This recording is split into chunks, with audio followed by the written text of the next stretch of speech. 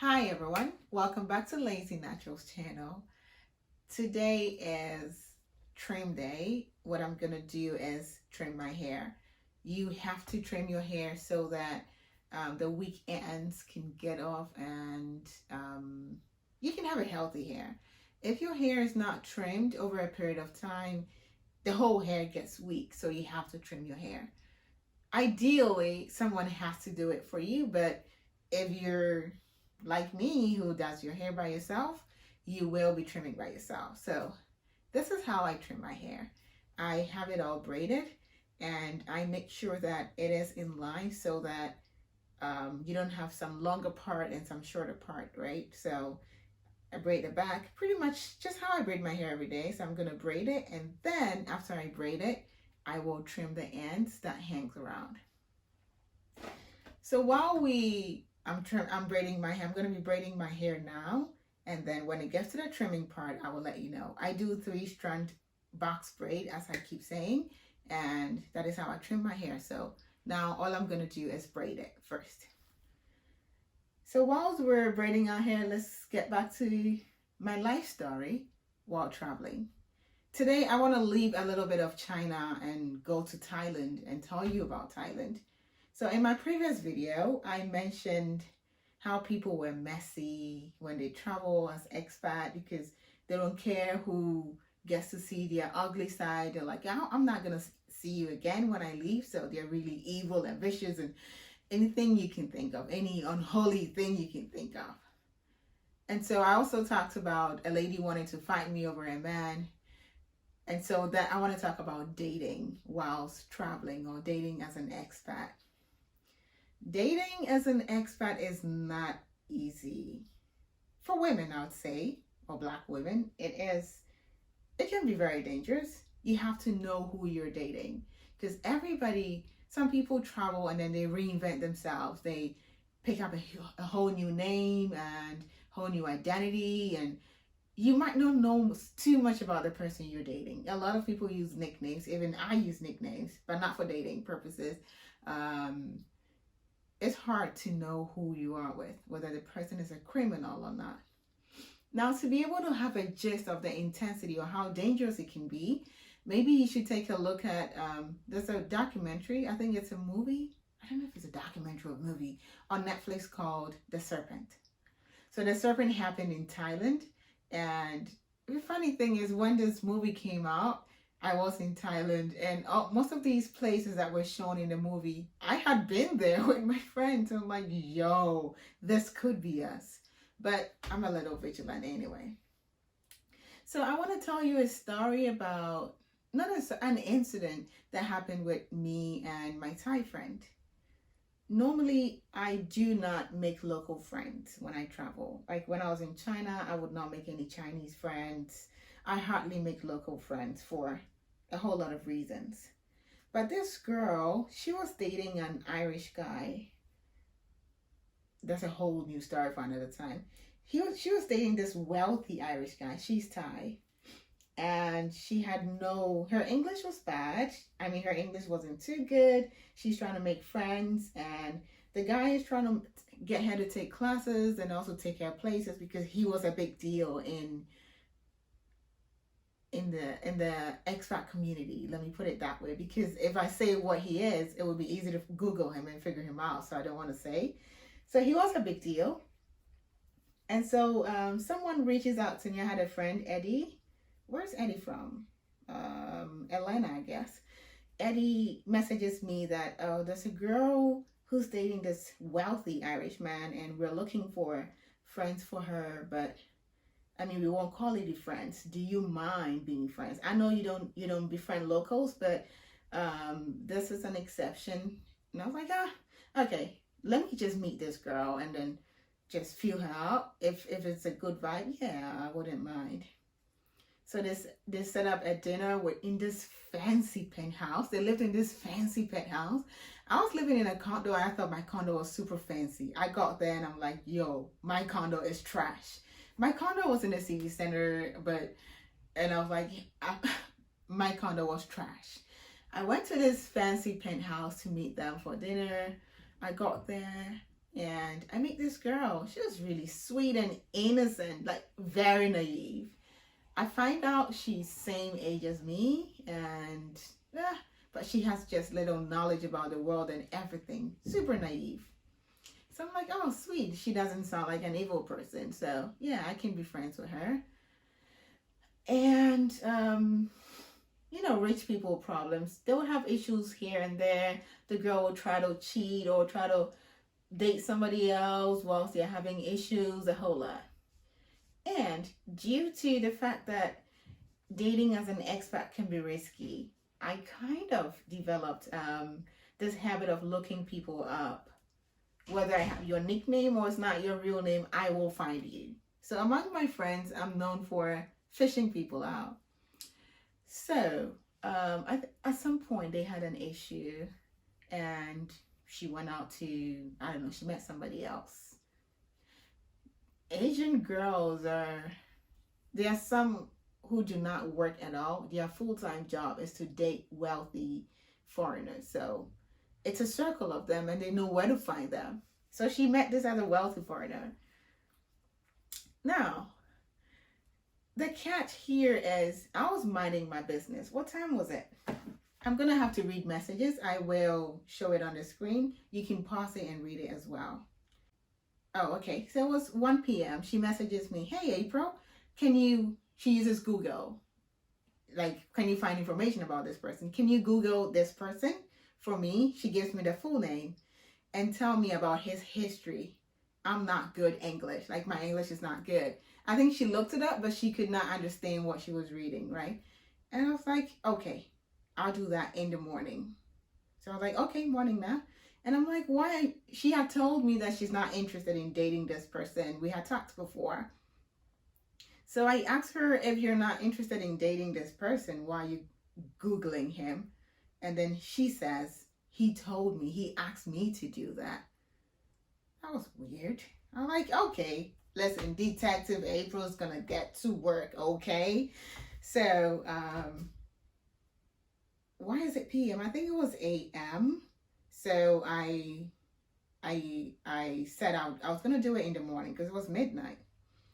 And then I find out the information and I message her like, oh my God, he did something bad. This guy was also Irish. He did something bad and then he ran away to Thailand. Now, I need to make this clear that a lot of the people who move to Asia, everyone goes for a purpose, but there are some people who are running away from, who are convicted felons, like pedophiles, murderers, a whole lot. Thailand is one of the places that people can hide because the laws and the police are too friendly. So, and I said to her, be careful. She says, okay. And then she goes ahead to say, but oh, he looks so innocent. I have to ask him. So I'm like, girl. Okay. And then she explains what he had told her. Oh, I think the charge might be related to this. He told me this is what happened, and he cried, and he was drunk, and then he was confessing and all that. He cried, and then he told me this, and then that conversation ended there. Now it turns out the website that I found the information about this guy was not up to date. Apparently, he had already killed 3 people. He had murdered 3 people. And then the last person he was going to murder, that was when he got caught. Like, the police found out. So I called this girl immediately, like, yo, look at this article. He was going to kill the 4th person. And then she's like, yeah, but it's an accident. How do you murder 4 people by accident? And it wasn't like at the same spot. He had time in between. The first murder happened in, I think, 2002 or 2003, and then the next one happened in 2006. Like, there are years in between these murders. How are these accidents? But as I said before, she was so naive. Just naive I'm being charitable here. Like, she's dumb. She was dumb, plain dumb. Oh yeah, he said it's an accident. He told me and he was crying. I said, girl, I need you to be careful. So just be careful. I cannot talk you out of this. If you want to go ahead, fine, but just be careful. Now, a few weeks go by, and then she tells me that, oh, I have a new friend I'm gonna meet for dinner, and he's coming with his friend, and he wants me to come with a friend as well. I said, girl, I mean, I like you, but I'm not your friend, and I don't want to go meet a guy with you, because I know you, you're always meeting new people. I don't want it to be like a double date. I'm not ready to date out here. She's like, no, it's just friends. So, guys, I went with this girl to meet this friend. It turns out it is the guy we looked up on the internet. I don't know why she did not tell me it was him, but we go and then it's him. So I meet this person in the flesh. And initially I did not know. Later when he introduced and said, hey, I'm this person, I'm like, fuck. So I asked her, like, is this the person? She's like, yeah. I'm like, oh shit. I hope he does not know anything about me. He's like, nah, you're good. We're just having a friendly dinner. And whilst we're eating, this motherfucker, this bitch, she says, oh, April helped me to find your information on the internet. Guys, I kid you not. I almost shit my pants. Why are you telling him that I helped you find information on the internet? Like, do you want me to be his next victim? Are you kidding me? This is Thailand. Thai police are so corrupt. They don't care about foreigners. I could die and I could be gone and they will turn a blind eye. Already he's being protected from a whole Interpol by these people. Now you're gonna have me killed by the same person, and my family will not even know what happened to me. Girl. So I was so mad. I was so pissed. But luckily, one thing that saved me was she never knew where I lived. We always met somewhere. And as I said, I don't make friends with local people, so I would not invite you to where I live. I knew where they lived, but she did not know where I live. And what else? I said earlier, I use a nickname, so she knows me by my nickname. And so I was panicking. I could not even eat. And I said I needed to go, but I needed to talk to her. I was so mad. I was just, I took her out, yelling at her, screaming at her, like, are you stupid? You told him I found information. Now he knows one person who knows his secret because he is in Thailand with a nickname. Or people who know his first name are business associate, but they don't know his last name, so they cannot find information about him. Now, I don't know how many people, but at least I know for sure that he knows I know who he is. You know, I could be dead, right? She's like, oh no, he's a sweet person. And so I was frank with her on the spot, like, girl, you are the dumbest person I've ever met. You are dumb, you are stupid, you're gonna get me killed. I don't want to see you again. So this conversation kept going, and I said, listen, I need to go. So I called a cab, and I said, I'm leaving. Don't message me. Do not contact me anymore. And later, she apologized, and I was like, okay, but just don't look for me. I don't want to see you again. See why I don't deal with local people, blah, blah, blah. Time went by, and I went to a party, and I mean, COVID was still around, so only secret bars were open. So I went to this secret bar. That was so stupid because I don't even drink, but I just love the party ambience and the dancing and the music. So I went there, and somebody comes by to say hello to me. Guys, guess who came to say hello? Guess who came to say hello to me in this secret bar? Policemen do not know we're there. Like, you go at your own risk. You're there at your own risk because you're not supposed to be there in the first place. Freaking, his first name is Thomas. I'm going to say his first name. His first name is Thomas. Freaking Thomas. Hey, April. I turn around, I'm like, fuck. So I'm like, hey, Thomas, hi. are you here by yourself? I said, oh no, I'm with a group of people. I did not know these guys, but I said I was with them. And then he goes to say hello. And he's like, yeah, I could get you some drinks if you want. I was like, oh, Thomas, I don't drink. You remember when we had dinner, I did not drink anything. He's like, yeah, true, you don't drink. Do you hear from this girl? She's not answering my call, the same girl. I said, I haven't heard from her since the night we met because I think we had a little argument. And then he's like, oh, does it have to do with me? And I'm like, no. It's just girl stuff. And so he's like, I want you to meet someone. He brings a guy over. The guy was super intoxicated. So he walks up to me and then he's like, oh my God, you're so pretty. Let's swap shirts. What? Let's swap shirt. I was in a dress. He wants to swap shirts. And then he says, do you know who he is? I said, no. He says that he's a very prominent parliamentarian from the UK. I said, okay, that's nice. The thing about traveling is when you travel, you will meet so many people. Like I've met really important, prominent people that I would have never had the opportunity to meet. So he says, look him up on the internet. I hear you're good.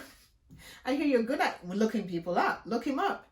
I'm like, I said, okay, would you mind telling me your name? He says, no, you can do a Google image search. I'm like, I don't know how that works.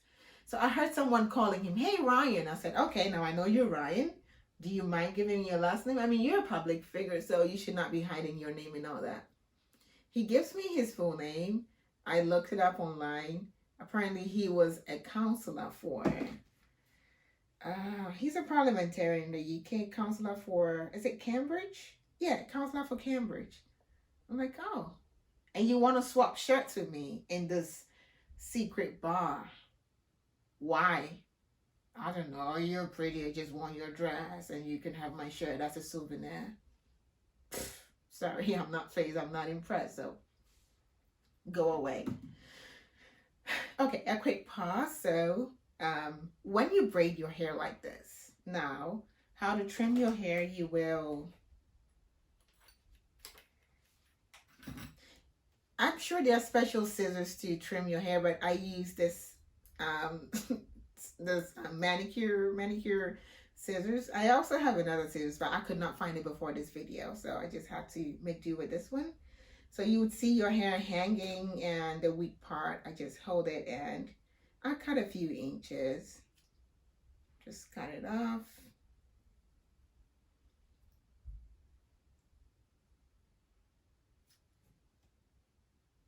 Yeah. So what I do, I just cut the tips off, especially when it starts getting thinner.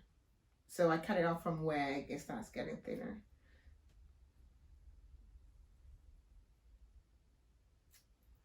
The gray mass. So that is basically how to trim your hair, and it gives you a really healthy and bountiful, healthy and something here. Like it makes your hair look healthy. If you have the split ends or the weak ends, it does not really help when you have your hair out because the tips look some kind of way, and however your tip look, it affects the hair. Anyway, so Thomas and his friend, who is a counselor in the UK as well, I'm sure it's either he has an idea who Thomas is, or Thomas has money, he's rich, so he just has good connections, and maybe they don't know who he really is. But I was sitting in the bar wondering, does this parliamentarian know that Interpol, their policemen are looking for this guy? This is a wanted criminal. And then he asked me, hey, I didn't drive, so how are you leaving? I said, oh, we came by car. My friend drove. He's gonna take me home. Okay. Let me know if you need a ride or if you need to leave early and I'm not ready. I can take you. Yeah, right, Thomas. You can take me. Why not?